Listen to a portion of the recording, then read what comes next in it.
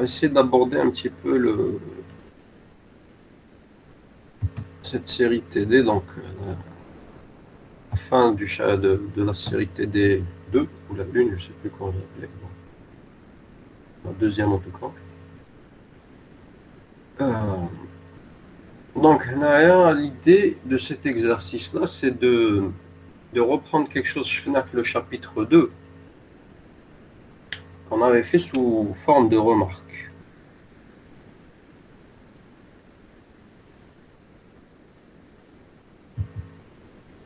Là, si on se souvient un petit peu, on avait calculé les champs électromagnétiques à partir des potentiels. Donc, en fait, on a défini un élément DL, hein, donc un conducteur de longueur DL traversé par un courant. Et à partir de là, on a calculé, enfin, on a présenté les différentes ondes qui pouvaient se propager. Et on avait déterminé donc les potentiels scalaires, les potentiels vecteurs, comme générer ce type de conducteur. Et alors, où est-ce qu'il y a ce potentiel scalaire? Non, c'est le vecteur, non, scalaire. C'est le potentiel scalaire, potentiel vecteur, expression était plus haut. Donc on a le potentiel vecteur nous a permis de calculer le champ magnétique, le potentiel scalaire, le champ électrique. Et pour les calculer, on a fait donc l'élément DL traversé par un courant. Bon, c'était un petit peu le sujet du chapitre 2.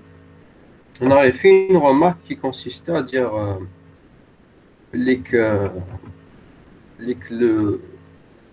cet élément DL traversé par un courant était équivalent à un dipôle, c'est-à-dire d'une charge plus Q moins Q, espacé d'une distance DL enfin, distance DL, ma binatum. Alors, ça c'était équivalent, ce qu'on a dit. Donc si on dit que c'est équivalent, si je fais le calcul, ce type d'élément DL traversé par un courant, les expressions que j'ai obtenues, je dois les retrouver en exploitant, c'est-à-dire ce type de raisonnement. Donc, l'idée dans le TDA, c'est de reprendre donc, en fait, cette configuration de dipôle espacé d'une distance dl et de retrouver l'expression, une expression, on ne va pas toutes les faire, du potentiel donc scalaire. Donc on va essayer de retrouver l'expression potentiel scalaire, où est-ce qu'il est?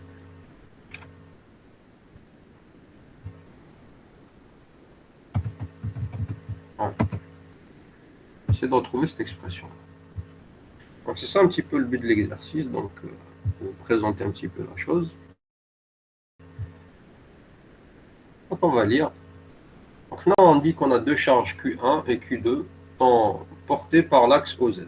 Système de coordonnées cartésiennes X, Y, Z, et elles sont séparées d'une distance infinitésimale dl.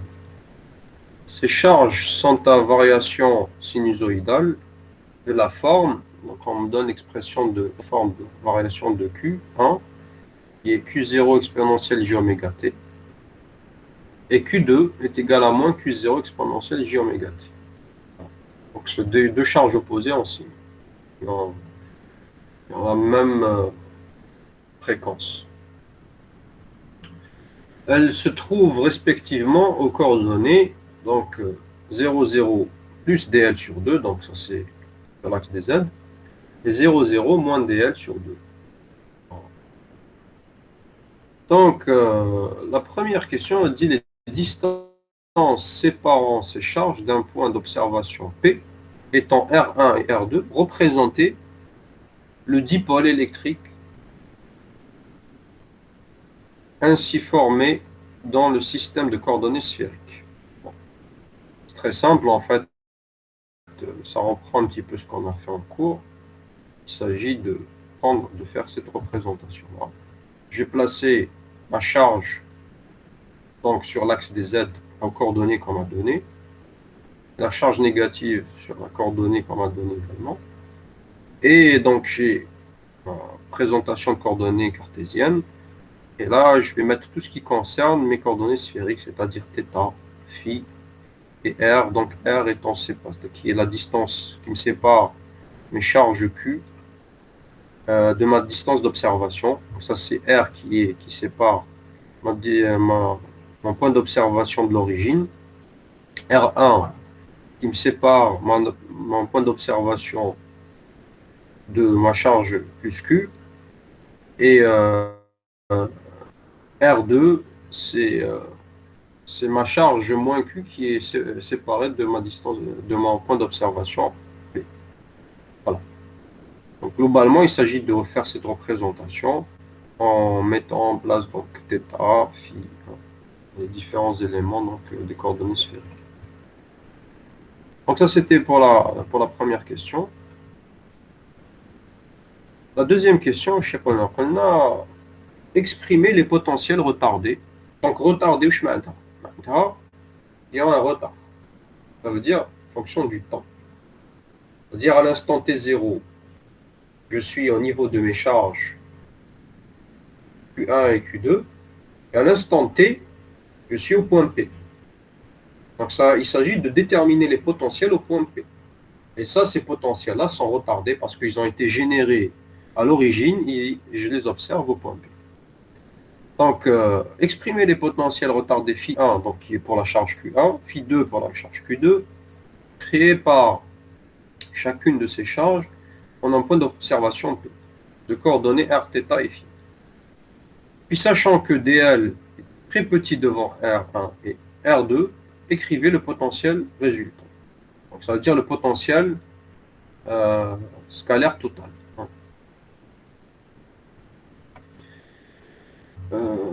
Donc, là, on va aller un petit peu à faire des maths, mais avant de faire des maths, il faut un petit peu faire un réseau. Donc, déjà, le potentiel, on connaît le potentiel d'une charge, c'est quoi?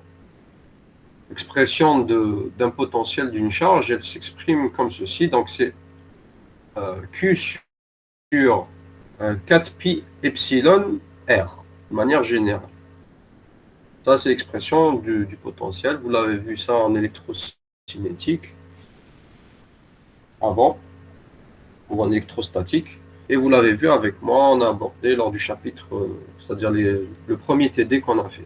On avait calculé un petit peu le champ électrique est égal à moins gradient phi. On avait déterminé en fait, phi étant le potentiel scalaire, on avait retrouvé ce type d'expression. Donc, qu'est-ce qui change là-dessus? C'est que déjà, pour phi1, j'ai une charge plus Q, donc je vais mettre un signe positif. Et on parle de potentiel retardé. Ça veut dire que j'ai T moins R1 sur C. Alors, R1 sur C, c'est le temps. En fait, c'est le temps qu'a mis pour parcourir la distance R1. Donc, c'est R1 divisé par sa vitesse. La vitesse étant la vitesse de la lumière. D'accord. Donc, je vais mettre R sur C pour exprimer le temps qui a été écoulé. C'est le temps qui a été écoulé, donc c'est T moins le temps que j'ai mis pour arriver au point P. C'est cette charge-là. Pareil pour phi2. Donc, je vais avoir exactement la même chose, sauf que je vais mettre des indices 2 et je vais mettre un signe négatif pour mon potentiel phi2 puisque j'ai une charge moins Q. Alors, comme on me demande d'écrire le potentiel résultant, donc je vais sommer les deux potentiels, phi1 plus phi2, 1 au point P. Et donc si j'écris ma relation tout de suite, je vais avoir Phi1 plus Phi2, donc je vais avoir ici, je vais remplacer, je vais avoir Q0 sur 4pi epsilon 0, ça c'est ma charge, parce que je remplace en fait Q1, donc Q de T moins R1 sur C, parce que, bon, on revient sur l'expression de la charge. Rappelez-vous que c'est Q0 exponentielle J oméga T. C'est à l'origine. Maintenant, on va remplacer T, puisqu'il est retardé, c'est T moins R1 sur C1 pour Q1, et T vaudra T moins R2 sur C. Donc, je remplace, donc on a mes charges, voilà ce qu'elles vont valoir, parce que, c'est-à-dire au point P. Voilà. Donc on a ici les expressions de mes charges. Je vais remplacer ici, donc je vais avoir Q0 sur 4pi epsilon 0, exponentielle, donc J oméga T moins R1 sur C sur R1, moins exponentielle J oméga T moins R2 sur C sur R2. C'est la somme de mes deux potentiels. C'est lorsque je somme ces deux. Bien sûr, et je remplace Q2 T moins R2C sur C par sa valeur. 1 est également pour l'expression de Q pour phi 1.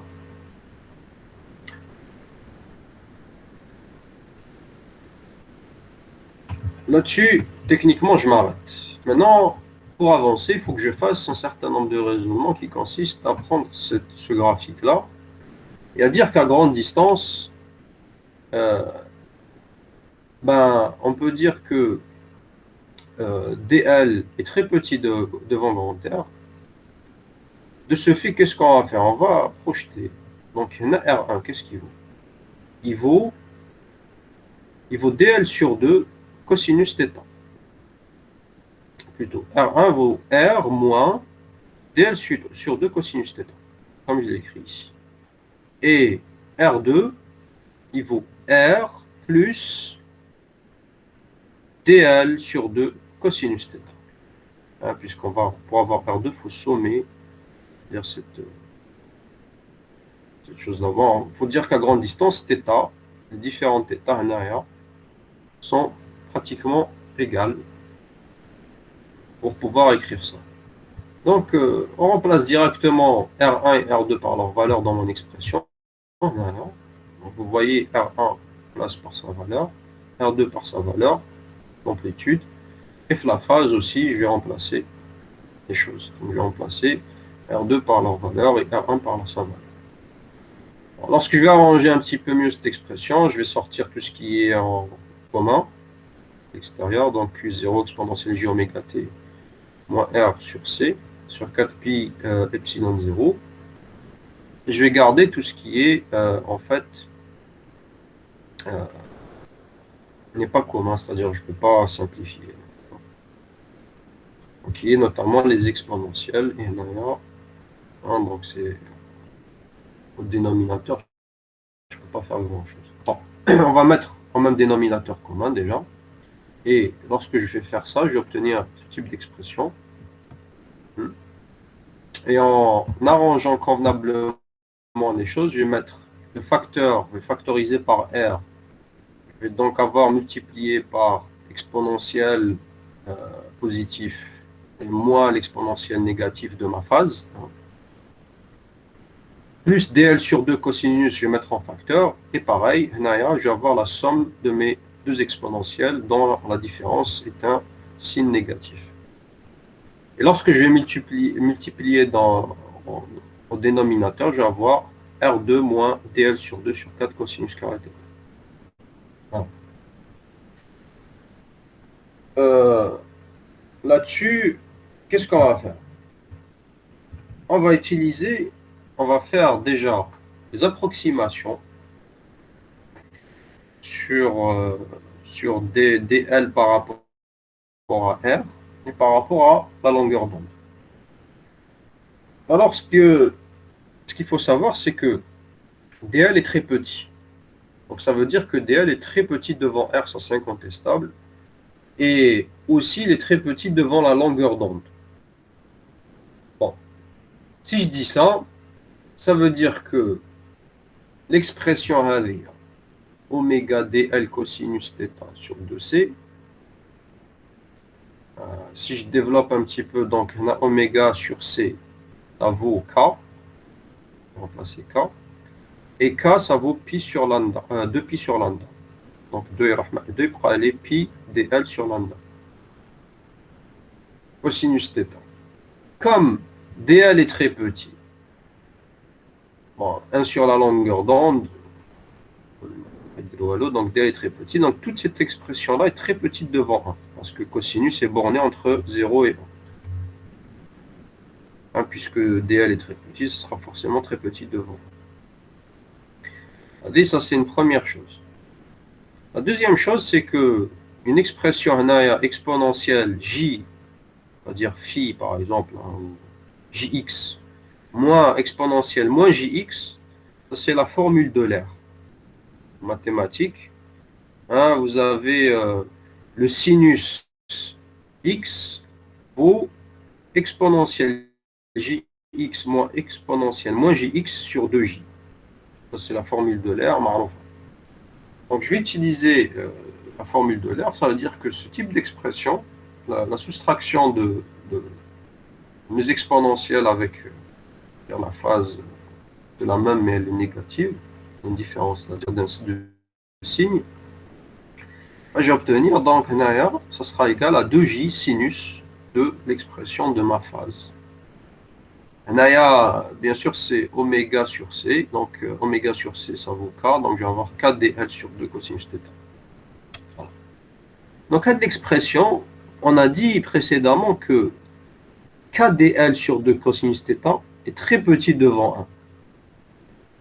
Ça implique que le sinus d'un c'est un angle très petit. Ça implique que le sinus d'un angle très petit vaut l'angle. Ça veut dire ce qu'il y a à l'intérieur. Puisque est très petit, donc ça veut dire, je peux écrire que c'est égal à 2 j k sur 2 dl cosinus θ. 2 et 2 il peut aller j k dl cosinus θ.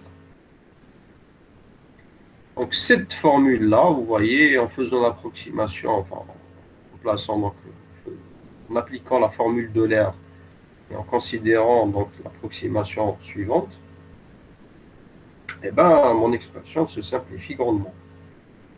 Ici, donc elle va devenir R fois JKD R fois JK dl cosinus θ. Mais elle a de l'expression aussi, aussi on va appliquer la formule d'Euler qui consiste à dire que la somme de deux exponentielles dans la phase, l'une est positive, l'autre est négative, ça me donne 2 cosinus du terme de la, c'est-à-dire de la même phase. Et le cosinus d'un angle très petit, puisque c'est la même phase, elle est petite devant 1, le cosinus de cet angle-là vaut 1. Quand l'angle est très petit, le cosinus vaut 1. Et comme le cosinus de tout ça, ça vaut 1 fois 2, donc c'est approximativement égal à 2. Ça, c'est donc, tout ça, on va mettre égal à 2. Donc, ça sera 2. Donc, dl sur 2, donc je vais avoir dl cosinus θ. Plus dl cosinus θ. Pas les règles de la partie, donc qui est au dénominateur. Comme R est très grand devant dl, ça vaudra pratiquement R sur 2. R2, pardon. R au 4. Puisque dl est très petit. Donc, mon expression se simplifie grandement. Donc, je vais tout remplacer ici et je vais avoir donc mon phi total sera égal à cette expression. On va réarranger donc les choses et on va obtenir Q0 dl cosinus θ 4 pi 0 1 sur R2 plus JKR exponentielle J oméga T moins carré. Voilà. Ça, c'est l'expression définitive. Maintenant, si on se permet d'observer tranquillement cette équation et qu'on compare avec ce qu'on a vu en cours, on voit que c'est assez proche. Hein. Je peux faire ça. Ah, ouais, on la voit ici. Vous voyez que l'expression elle est proche. On a la même chose. Sinus dl. Hein, par contre, vous voyez qu'est-ce qui change, c'est le Q, on a un Q0, 4pi, epsilon 0. Et là, c'est en fait au niveau de l'amplitude où c'est différent. C'est-à-dire au niveau de la phase. Une bonne partie de l'amplitude, tout ça, c'est équivalent. Maintenant, c'est l'amplitude où ça varie un petit peu. Ça, on peut retrouver simplement. On va revenir à la question 4, c'est le but. La question 4, on a une antenne élémentaire de longueur dl parcourue par un courant sinusoïdal de la forme I0 de t égale à I0 exponentielle j oméga t est placée à l'origine du système de coordonnées x, y, z, le long de l'axe OZ. Cette antenne est équivalente au dipôle formé du couple chargé Q0, Q1, Q2.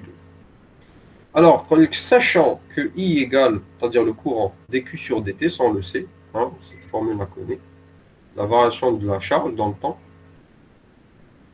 Donc il me dit de trouver le potentiel scalaire de cette antenne.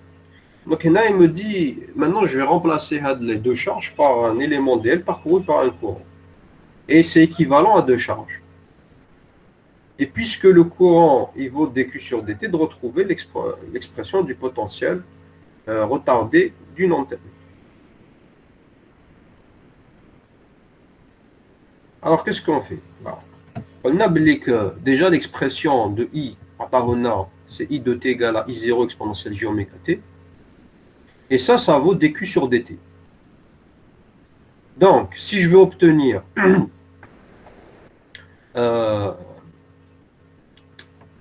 I de t, donc on a Q de t, Q de t.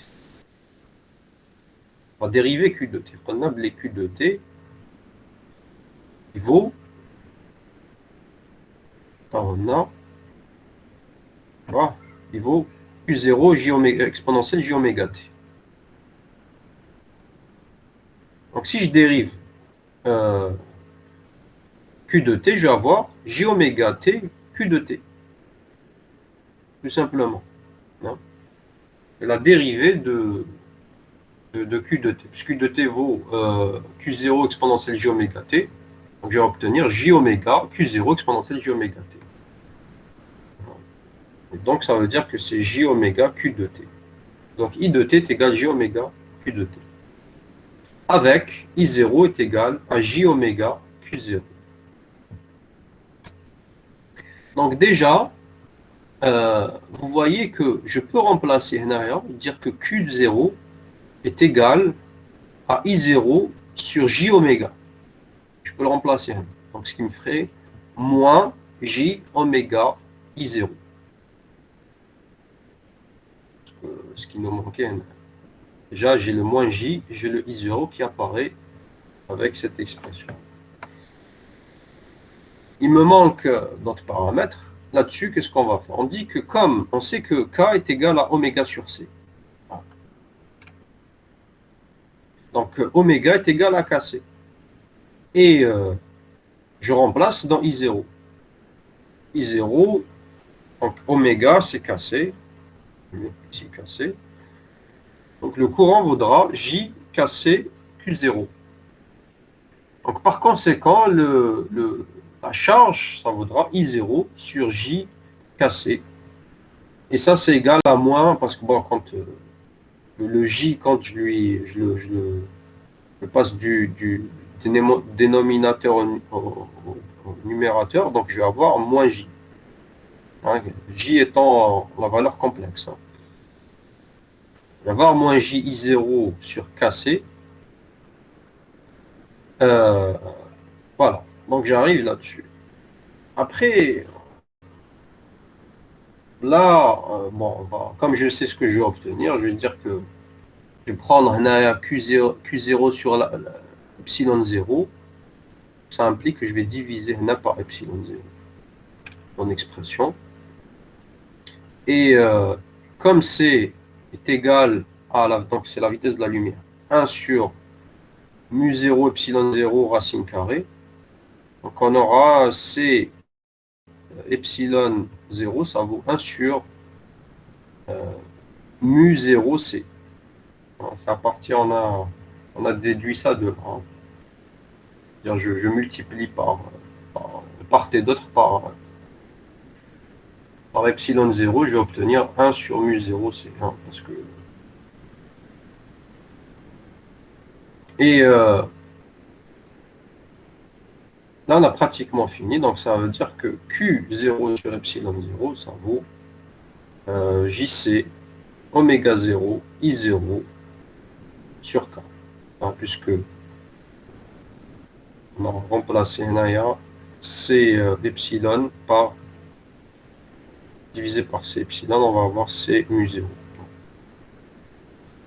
Voilà, donc Naya, il suffit simplement de remplacer Q0 sur epsilon dans l'expression et on obtiendra donc l'expression définitive du potentiel scalaire d'une antenne, qu'on a déduit à partir d'un dipôle, c'est-à-dire le potentiel d'un dipôle lorsqu'on observe au point P.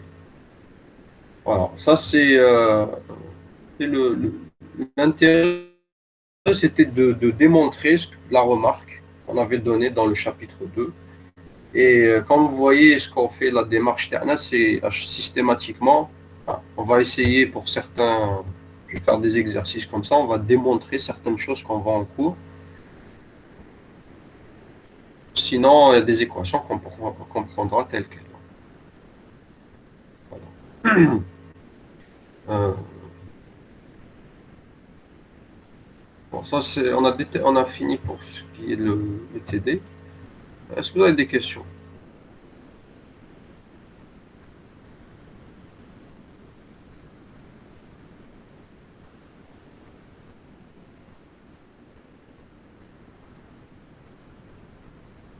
Ok, Mita, McEwan.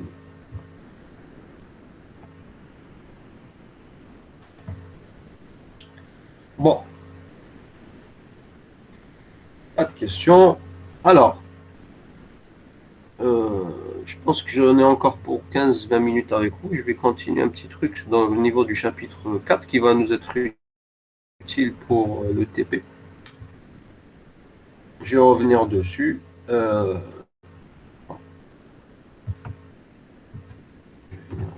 vous en parler tout de suite.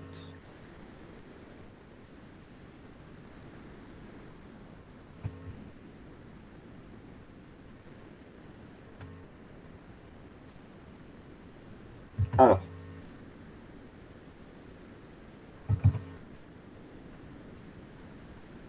Naya, vous voyez un diagramme de rayonnement d'une antenne.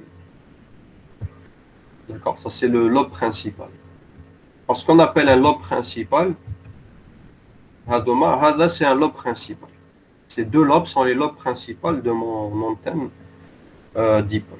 Donc, Menhal Jiha, c'est le lobe principal, ou Menhal Jiha aussi.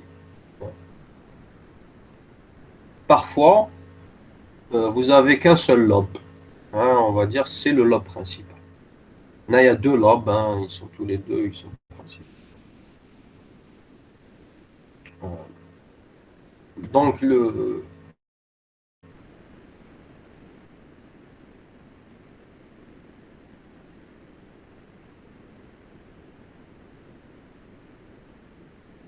pour dire c'est un cas de lobe principal.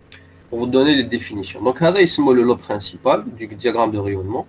Ou les petits, vous voyez des petits lobes. Ce sont des lobes secondaires. Secondaires, maintenant, accessoires ou la ziada en plus. D'accord. Donc, pour le lobe, donc, هذا الرئيسي ودما ثنائية accessoire Non, mais ils existent, on n'y peut rien, il y a toujours des lobes secondaires. Bon, déjà c'est bien de les définir, donc vous avez le lobe principal, le lobe secondaire, et puis vous avez donc dans le lobe principal ce qu'on appelle euh, le l'angle d'ouverture. L'angle d'ouverture, vous voyez, Hnaya, j'ai mis 1. Alors là, c'est normalisé à 1. Normalisé à 1, c'est-à-dire c'est le maximum, c'est linéaire. En linéaire, c'est 1. Et la moitié, on observe l'angle d'ouverture d'une antenne à la moitié, c'est-à-dire à 0,5. On divise donc par 2 la puissance. Imaginons que la puissance vaille 1, je divise par 2. Donc j'ai mis puissance, je dis quel est mon angle d'ouverture. C'est-à-dire le fatha, mon lobe principal. Et ça se calcule en degrés, donc en angle d'ouverture. On l'appelle comme ça.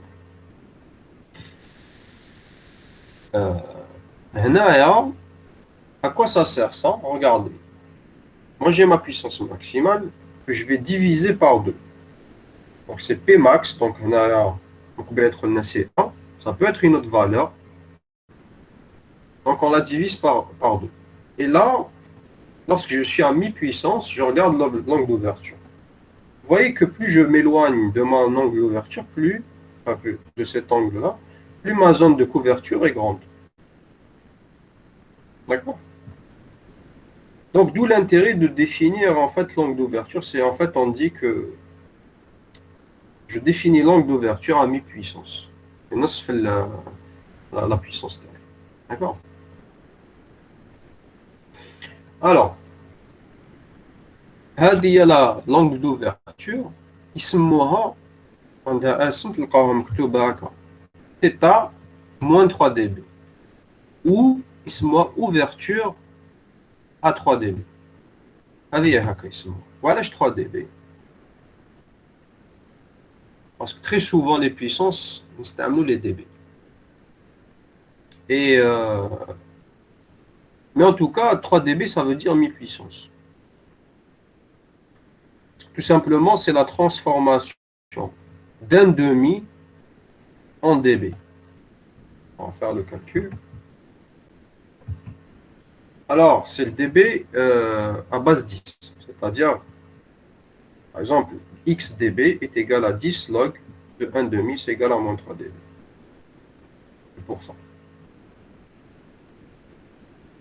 Donc, en fait, c'est comme si on vous disait, donnez-moi, quand on vous dit moins 3 dB, donnez-moi l'angle d'ouverture à mes puissances.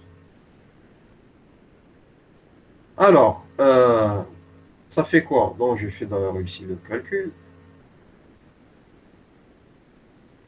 Et je vais vous le faire. Je vous dis que, par exemple, du passage du linéaire au dB, par exemple, x dB, ça vaut 10 log de 1 demi, ça me donne moins 3 dB. Donc, la moitié de son...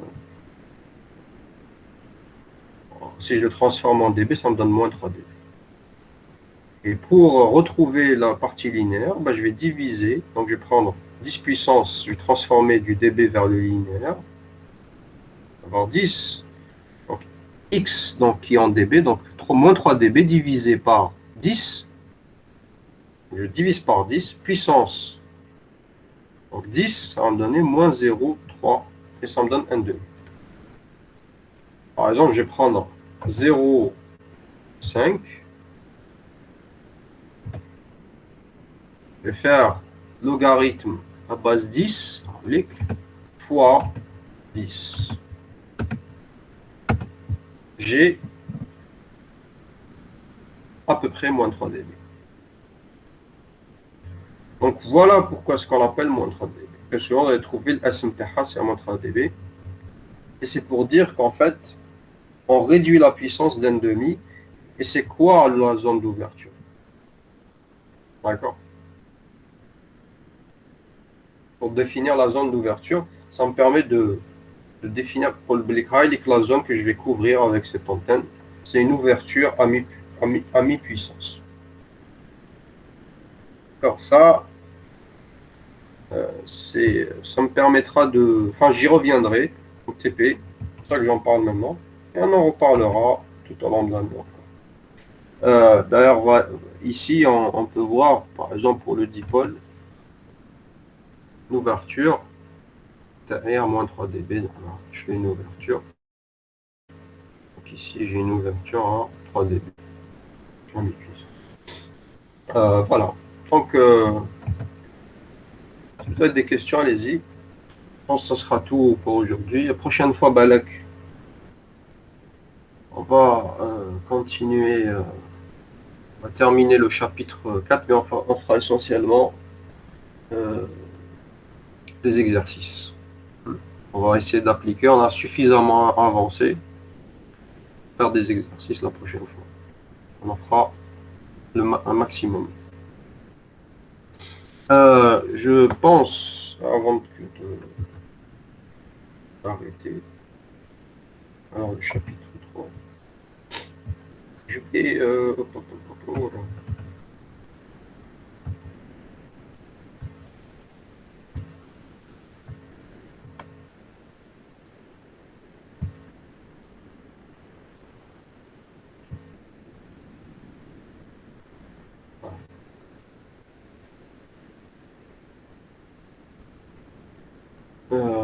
je vais vous demander de calculer la puissance totale rayonnée, faire l'intégrale pour retrouver ça.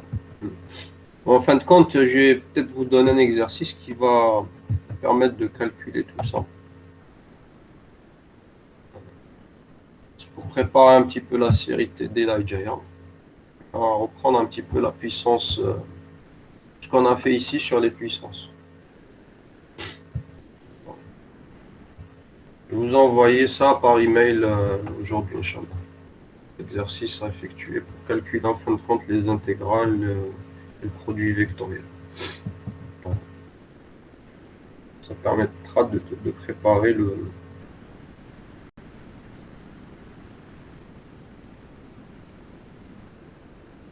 l'exercice, la séance de TD à la semaine prochaine.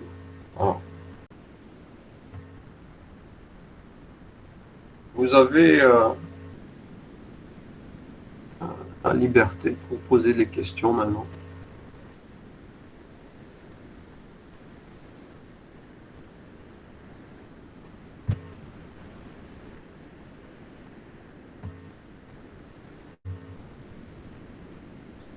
Vous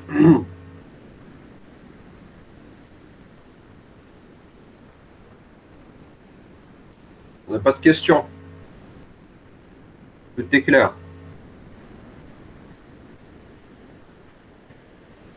Bon, je vais vous envoyer les chapitres donc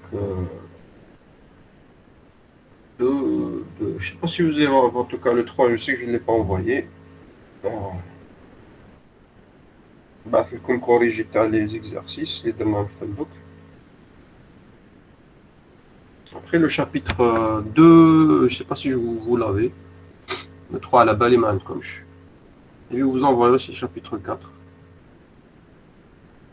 Ça va vous être utile.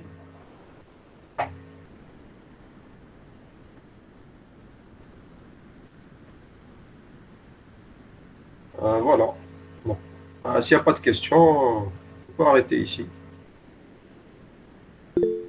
Et à la semaine prochaine, Inch'Allah. Ou Martinin, pour ceux qui ont TP. Donc le TP se passe en salle 129, TP 129 à l'Institut d'informatique. Voilà. De toute façon, je l'ai remis par email. Ok. Donc dorénavant, les TP يتخدموا دائما في la salle TP 128. Bon, ben, s'il n'y a pas de questions,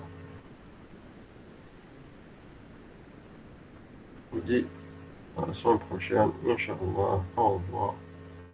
Ça fait tout.